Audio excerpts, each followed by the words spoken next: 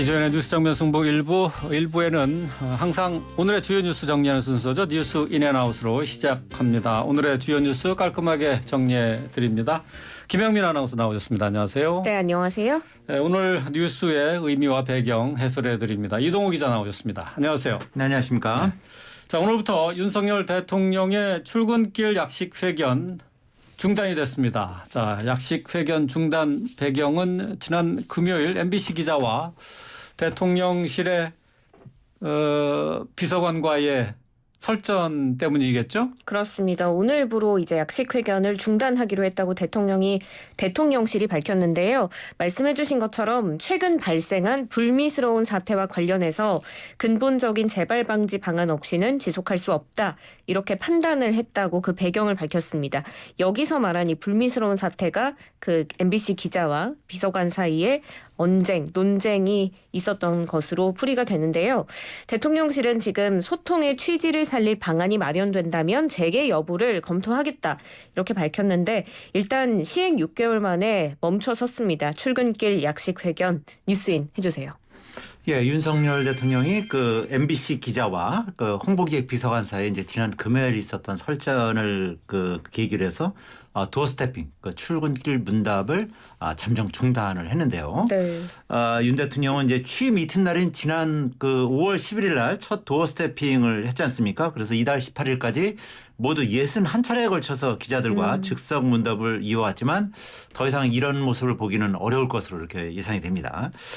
윤 대통령이 출근길에 기자들과 대화를 나눈 시간은 총 2시간 43분에 달했는데요.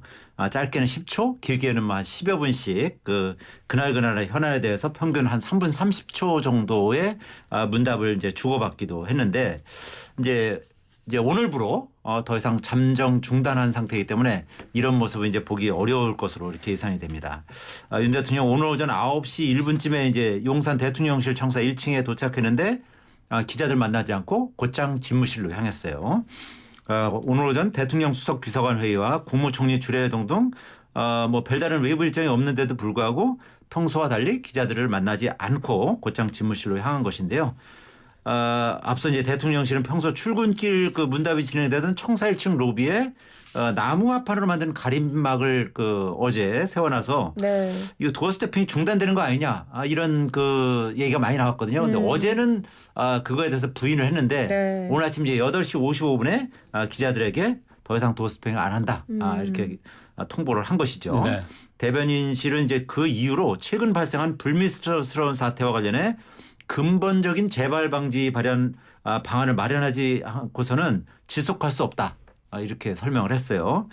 또 도어 스태핑은 국민과의 열린 소통을 위해서 마련되는데 그 취지를 잘 살릴 수 있는 방안이 마련된다면 재개 여부를 검토하겠다. 이렇게 설명했거든요. 네. 불미스러운 사태는 뭐 좀 전에 말씀드린 것처럼 지난 금요일에 출근길 문답에서 MBC 출입기자가 이제 윤 대통령에게 해당 기자와 대통령실 MBC 전용기 탑승 배제와 관련해서 이제 상당히 공세적인 질문을 던졌죠. 그리고 이제 대통령이 퇴장한 뒤에 해당 기자하고 대통령실 사실 뭐 정확히 말씀드리면 이기정 홍보기획 비서관하고 이제 설전이 오고 간 거 아니겠습니까? 네. 이런 그 불미스러운 일에 대해서 대통령실은 이 사안을 매우 심각하게 보고 있다. 이렇게 밝힌 바 있거든요. 도어 스태핑 중단 조치를 한 데는 이 MBC 기자가 윤 대통령에서 공세적인 질문을 던지고 참모들과 이제 충돌하는 상황이 재발할 수도 있다. 이런 우려도 반영이 된 것으로 네. 풀이가 됩니다. 네. 근데 이번 사안을 해결하기 위해서 대통령실과 출입기자단, 간사단 사이에 의견 교환이 있었다고 하는데 이제 어떤 내용인지도 뉴스인 해주실까요? 예, 지난 19일 날 대통령실이 출입기자단 간사에게 운영위원회를 소집해달라 이런 의견을 제시했거든요. 네.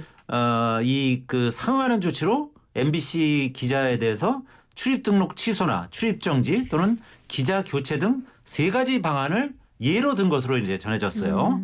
출입 기자를 징계하려면 기자단 운영위원회 의견을 들어야 하는 규정이 있기 때문에 기자단에 이제 그런 의견을 제시한 것으로 이렇게 풀이가 되는데요. 네. 이에 대해서 이제 대통령실 출입기자단 간사단은 이번 사안은 대통령실과 MBC가 풀어야 할 문제며 MBC 기자가 출입기자로서 품위를 손상했는지 여부도 간사단의 판단 영역이 아니다라고 이렇게 밝혔어요. 특히 약식 그 회견, 도어 스태핑에 대해서는 아직 그 규정이 없는 만큼 입장 정리가 어렵다 이렇게 판단했다고 설명을 했어요.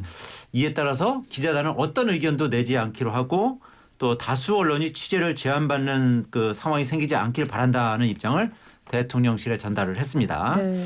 대통령실은 기자단이 의견을 내지 않은 만큼 자체적으로 MBC를 징계하겠다. 그러니까 예를 들어서 뭐 MBC 기자의 어떤 그 취재를 뭐 거부한다든지 뭐 이런 그 조치를 하겠다. 이런 입장인 것으로 알려졌는데요. 조금 전에 이제 그 대외협력 비서관이 이제 이 사태와 관련해서 사퇴를 했는데 오히려 이제 사실 부딪힌 거는 홍보기획 비서관인데 네. 어쨌든 뭐 대통령실에서도 상당히 강경한 입장이라는 것을 이제 이런 여러 가지 그 정황으로 봤을 때 알 수 있는 것이죠. 그래서 어떻게 보면 MBC와 대통령실의 뭐 일전이다. 네. 이렇게 이제 볼 수 있는 사안인데 뭐 일반 국민들이 보기에는 상당히 뭐 참 안타까운 그런 상황이 계속 이어지고 있다. 이렇게 볼 수 있는 것 같습니다. 네, 조금 전 뜬 속보에 의하면 대통령실은 지금 MBC 관련 조치에 대해서 아직 여론 수렴 중이다. 이렇게 말을 하고 있는 것으로 보이는데요. 앞서 이동우 기자께서 나무 합판 가림막에 대한 이야기를 해주셨지 않습니까? 어제 1층 현관에 가림막이 설치가 됐는데 이 가벽 설치 배경은 사실 이번 설전과는 관련이 없다고 대통령실은 입장을 밝혔습니다. 대통령의 비공개 일정이 노출될 수 있어서 보안상의 이유로 설치를 한 것이라고 했는데 공교롭게도 설치가 된 다음 날 이제 도어 스태핑이 잠정 중단이 되면서 정말 관련이 없는 것인가 이런 것에 대한 의문을 가질 수도 있을 것 같아요. 영향을 미쳤다고 보십니까? 뭐 상당한 직접적인 영향을 미쳤다고 볼 수밖에 없겠죠. 아까도 말씀드렸지만 그 대통령실에서는 기자들이 이제 공세적인 질문을 던지고 또 참모들과 충돌하는 상황 뭐 이런 게 이제 발생할 수 있는 여지가 있다 이렇게 이제 보고 있는 것이고요. 아시다시피 예전에 그 부시 대통령에게 이라크 기자가 신발을 던진 사례가 있었지 않습니까? 그 기자는 그 이라크에서 그 국회의원 총선에 출마하게 됐다 그래요. 그러니까 네.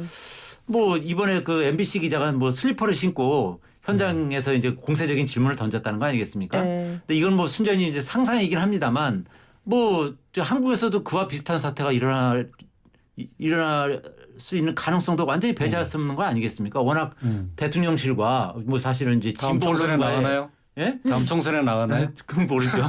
진보 언론과의 갈등이 워낙 지금 첨예하기 때문에 뭐 사실 어떤 사태가 벌어질지 모르는 것이죠. 그러니까 대통령실 입장에서는 이와 같은 사태는 차라리 그냥 이런 좀 당분간 어떤 숙려 기간을 거쳐서 예열할 그 방지하는 것이 낫겠다 이렇게 판단하는 것으로 보이고요.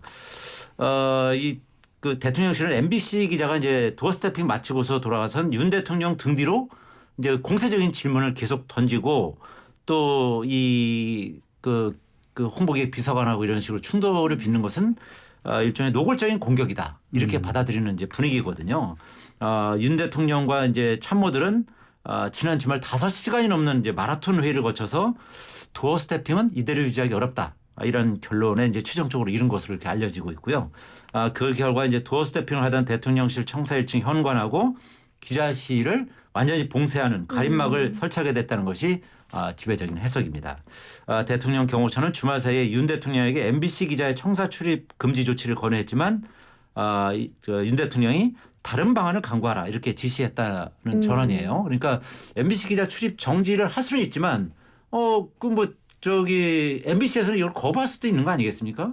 오히려 그렇게 되면 이 대통령실 입장에서는 오히려 체면을 구기는 그런 상황이 벌어질 수도 있기 때문에 어떤 조치를 취할지 이런 부분은 좀 전에 이제 속보도 나왔지만 여론을 수렴하면서 여러 가지 방안을 이제 강구하는 뭐 그런 상황이다 이렇게 볼 수 있을 것 같습니다. 네. 약식 회견을 놓고 여야의 입장 뭐 당연히 서로 엇갈리죠. 네, 그렇습니다. 지금 여당인 국민의힘은 대통령실을 엄호하고 있는데요. 네. 박정아 수석 대변인은 MBC는 공영방송인데도 지금까지 일련의 모든 논란에 사과 한마디조차 없다라면서 이번 약식회견의 잠정 중단은 MBC가 초래한 거다라고 비판을 했고요. 지금 성일종 정책위 의장도 MBC 기자를 향해서 난동 수준이었다 이렇게 강하게 비판하는 등 여권 인사들은 화살을 MBC 기자에게로 돌렸습니다. 반면에 민주당 안호 안호영 수석 대변인은 대통령실을 향해서 참 권위적인 발상이고 좀스러운 대응이다라고 비판했는데 불편한 질문을 거부하는 것은 닫힌 불통이다라고 비판을 하면서 야권 인사들은 이번 약식회견 중단의 책임을 윤 대통령에게로 돌리는 모습입니다. 이번 약식회견 중단의 책임, 정확히 누구에게 손가락질을 하는 게 좀 그렇긴 합니다만 그래도 누구에게 있는 걸까요? 또 사실 뭐 어떻게 보면 이 양시양비론이라고 할 수도 있겠지만 결국 대통령실과 MBC 양쪽에 다 책임이 있다 이렇게 볼 수 있겠죠. 사실 그 MBC 기자의 어떤 공세적인 질문 그리고 그런 어떤 대통령에게 질문하는 자리에 슬리퍼를 신고 나와서 하는 그런 태도 이런 거는 사실 뭐 일반 국민들의 어떤 시선에서 볼 때도 뭐 상당히 좀 보기 좋지 않은 뭐 그런 풍경이긴 하거든요. 그렇지만 또 그렇다고 해서 대통령실에서도 뭐 지나치게 좀 어떻게 보면 좀 공세적인 뭐 그 MBC를 완전히 그냥 적으로 돌리면서 이런 상황은 그 좀 사실 좀 전에도 말씀드렸지만 일반 국민의 입장에서 보기에는 상당히 좀 불편한 그런 광경이거든요. 그래서 서로 좀 더 이제 상식적으로 풀어나갈 수 있는 그런 방안들이 있는데 지금 상황은 점점 이제 악화하고 있는 악화일로를 걷고 있는 그런 상황인 것 같아 보여요. 네. 뭐 가장 현명한 해결 방안은 MBC가 좀 유감을 표시하고 뭐 출입 기자를 교체한다든지 어떤 성의를 표시하고 또 대통령실에서도 그에 상응하는 어떤 조치를 취해 준다면 뭐 이제 원만하게 해결할 수도 있을 텐데 지금은 뭐 MBC 입장에서도 이제 그런 조치를 취할 가능성은 뭐 대단히 낮아 보이고요. 대통령실에서도 이미 MBC를 그 악의적인 가짜 뉴스를 퍼뜨리는 그 언론으로 이미 규정을 해버린 상황이기 때문에 서로 간의 어떤 타협점을 찾기에는 이미 너무 많이 이제 그 루비콘 강을 건넌 뭐 그런 상황이라고 볼 수 있을 것 같고요. 근데 어쨌든 그 이 사안을 두고 이제 여야는 이제 서로 이제 공방을 이제 강하게 지금 벌이고 있는 그런 상황이거든요. 여당은 이제 MBC가 가짜 뉴스를 퍼뜨린 것이 도어 스태핑 중단까지 이르게 한 원인이라면서 대통령실의 조치를 엄호하는 상황이고요. 야당은 대통령실이 언론 탓을 하면서 좀스러운 대응을 하고 있다 이렇게 맞서고 있어요. 특히 이제 국민의힘의 박정아 수석 대변인 같은 경우는 도어 스태핑 잠정 중단은 MBC가 초래한 것이다. MBC는 공영방송이지만 지금까지 일련의 모든 논란에도 사과 한마디조차 없다 이렇게 비판을 하기도 했고요. 반면에 민주당 같은 경우에는 박홍근 원내대표가 오늘 최고위원회에서 참으로 점입가경이라면서 무능한 실정의 책임을 언론과 야당 탓으로 돌리는 파렴치한 정치를 중단하라 이렇게 촉구하기도 했습니다. 그래서 어쨌든 이번 사안은 점점 더 확대일로 걸을 가능성이 대단히 높다. 그리고 어떻게 보면 그 다윗과 골리앗의 싸움처럼 그렇게 하면서 MBC를 점점 그 대통령실의 어떤 이런 강경한 조치가 MBC를 어떻게 보면 점점 더 스타로 만들어주는 그 어떤 어떻게 보면 이제 이쪽 그 진보 진영의 아지트내지나 어떤 총알을 만들어주는 그런 측면도 있거든요. 그래서 이 그 대통령실이나 정부 여당에서도 지나치게 이렇게 좀 공세적인 태도를 취하는 것은 조금 좀 재고를 해야 되는 그런 측면도 있지 않나 저는 뭐 개인적으로 봅니다만 그러나 어쨌든 그 현재 상황에서는 대통령실이나 정부 여당은 뭐 공격이 최선의 방어다 뭐 이런 생각을 하고 있는 것 같아 보이기 때문에 이번 사태는 어쨌든 그 이 굴러가는 상황을 좀 더 지켜봐야 될 것 같습니다. 네, 한 번 더 살펴볼 입장이 있는데 지금 홍준표 대구시장도 입장을 냈습니다. 약식회견 중단을 두고 참 잘한 결정이다 이렇게 말을 했거든요. 그러니까 차라리 약식회견 안 하는 게 더 낫다라는 입장인데 여기에 대해서는 어떻게 생각하세요? 저는 개인적으로 홍준표 대구시장의 입장도 상당히 일리가 있다 이렇게 생각을 합니다. 사실 국민의힘 그 지지자들 사이에서도 그 윤 대통령의 도어 스태핑은 조마조마하다면서 이제 중단을 권해하는 그런 의견도 상당히 많았던 게 사실이거든요. 네. 또 대통령이 모든 사안에 대해서 도어 스태핑 과정에서 얘기하다 보면 이제 장관이나 참모들에게 가이드라인을 제시하는 뭐 그런 상황으로 갈 수도 있고 장관이나 참모들의 역할이 줄어드는 뭐 그런 부작용도 있거든요. 그리고 대통령이 뭐 모든 만기칠람을 할 수 있는 건 아니기 때문에 그런 부분에 있어서는 여러 가지로 지금까지 좀 위험한 측면이 있었다 이렇게 보는 시각도 많았고요. 또 아시다시피 윤 대통령이 워낙 그 말을 많이 하는 스타일이다 보니까 이 말 실수도 제법 있었거든요. 네. 대표적으로 전에 그 교육부 장관인가요? 그 후보로 나온 그 사실은 결국은 이제 여러 가지 이제 물의를 일으켜서 사퇴를 했는데 그런 그 장관 후보를 두고 이 문재인 정부에서 이렇게 훌륭한 장관 후보를 본 적이 있느냐. 이런 식으로 그 오히려 일가를 하면서 네. 여론의 역풍을 아주 강하게 맞은 적이 있거든요. 그러니까 이런 그 대통령의 어떤 그 실언이라든지 이런 부분이 윤석열 대통령의 지지율이 지금 답보 상태 아니겠습니까? 그런 것도 이런 지지율에도 상당한 영향을 미쳤다 이렇게 보는 그 여론 전문가들이 많거든요. 그래서 네.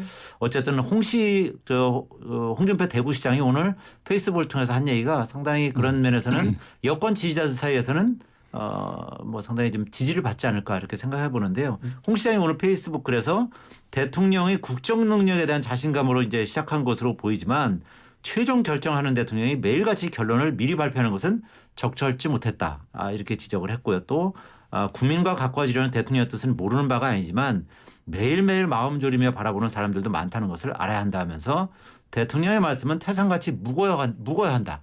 이렇게 강조했거든요. 그러니까 어떻게 보면 홍 시장의 오늘 그 페이스북 글이 여권 지지자들의 어떤 상당수의 어떤 마음을 대변하는 그런 측면도 있었다. 저는 그렇게 보고 있습니다. 네.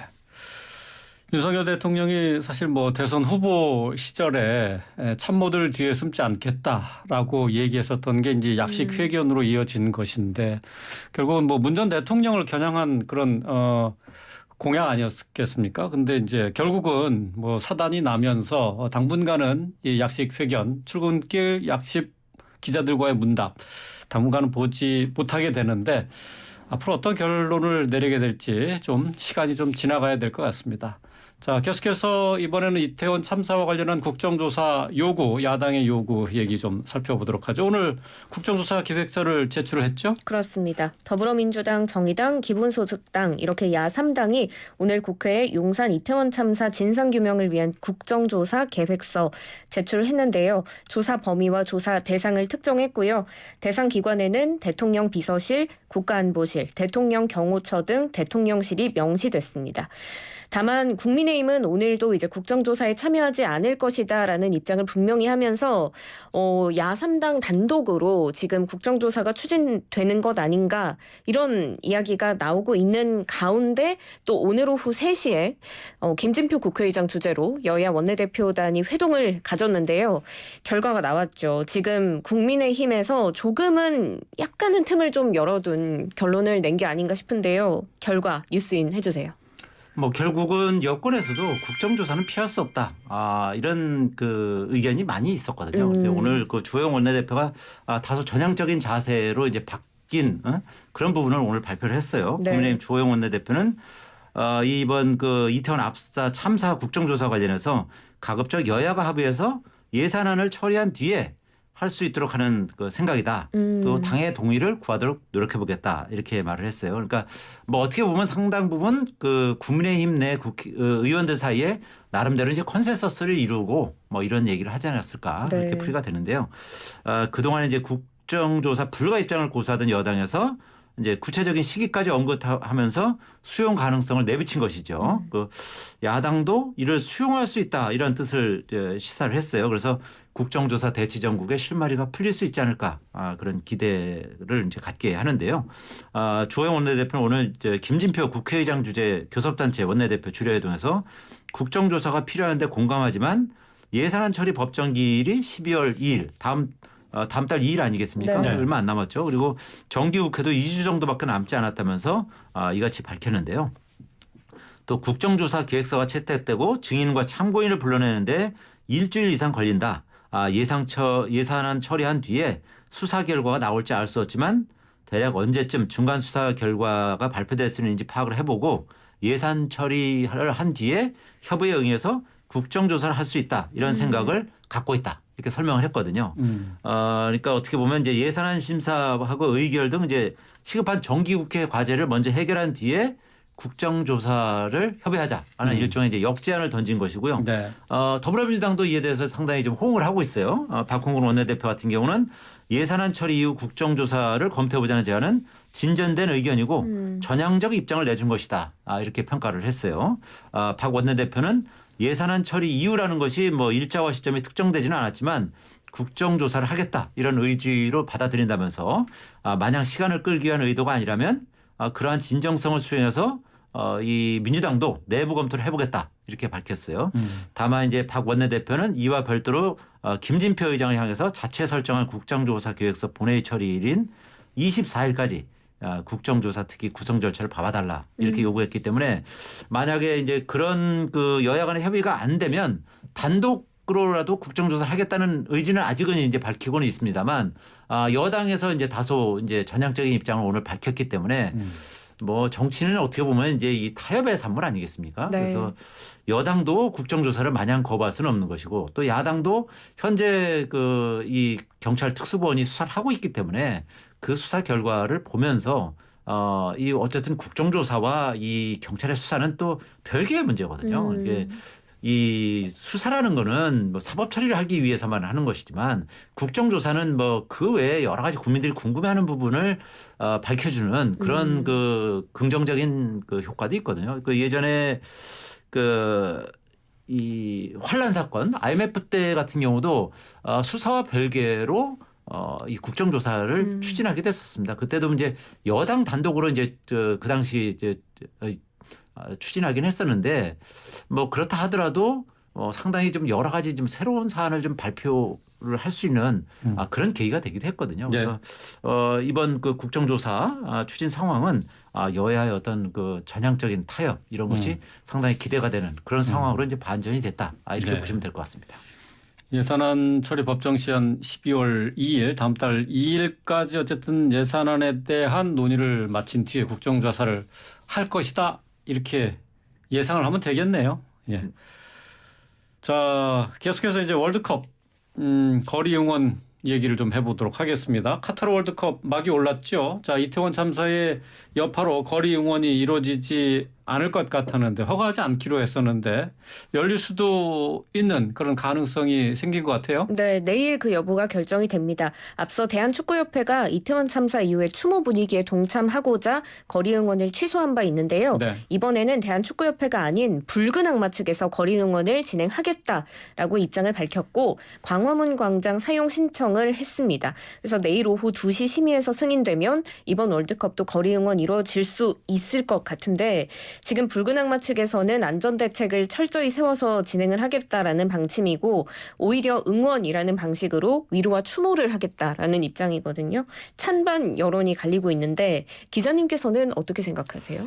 저는 기본적으로 거리 응원을 통해서 응원과 위로 추모를 함께 하겠다라는 그런 의견에 저는 찬성합니다. 좀 아시다시피 이제 지금 현재 여러 가지 사회적으로 이태원 참사로 이제 사회적 분위기가 상당히 우울하지 않습니까? 거기다 네. 이제 여러 가지 이제 경제적으로도 지금 뭐 침체된 상황이어서 경제적인 어떤 이제 그런 부분도 좀 이런 어떤 월드컵 응원을 통해서 조금은 이제 좀 어떻게 보면 이제 부양을 한다 그럴까요? 뭐 그런 부분도 특히 이제 한국 사람들은 굉장히 이제 흥을 이제 중요시하는 뭐 그런 민족 아니겠습니까? 그래서 비록 이제 이태원 참사는 있었지만 이태원 참사를 추모는 추모대로 하면서 또 응원은 또 응원대로 할 수 있으면 여러 가지로 좋지 않을까. 그래서 네. 서울시에서도 대승적으로 이런 부분에 대해서 물론 서울시도 이제 이런 이태원 참사와 관련해서 이제 책임이 있는 그 자치단체다 보니까 네. 뭐 오세훈 시장도 뭐 눈물도 흘리고 그러기도 했습니다만